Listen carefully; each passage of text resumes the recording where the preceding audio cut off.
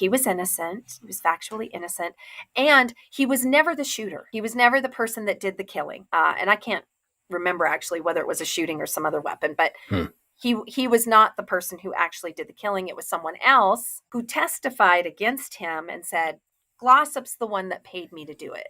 Of course, for his testimony, he escaped the death chamber. He got life without. So the actual guy who did the killing, he's not going to die for it, but he testifies against Glossop. Glossop's in the middle of his appeals. He's at the very, very end. He's maintained his innocence from the beginning. He's at the very end, so he's litigating the lethal injection, which is how am I going to be executed? Not whether, but how.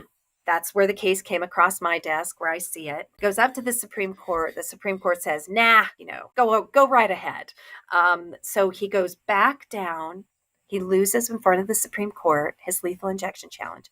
Goes back down to Oklahoma. And it turns out, the news breaks, that Oklahoma injected the guy before him with the wrong drug.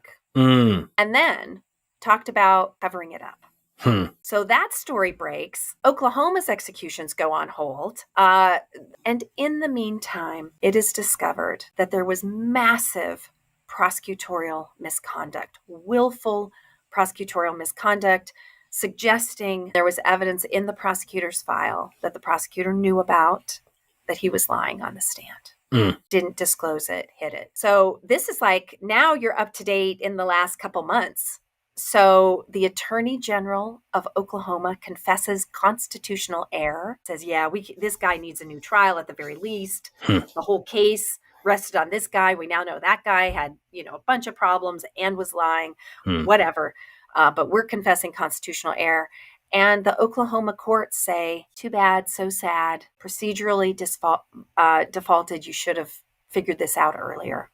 Somehow. He goes back up to the United States Supreme Court, and just in the last month or so, the Supreme Court ruled, again, Oklahoma's Attorney General is saying, we're with Glossop. And the court says, you can't execute this guy. He gets a new trial.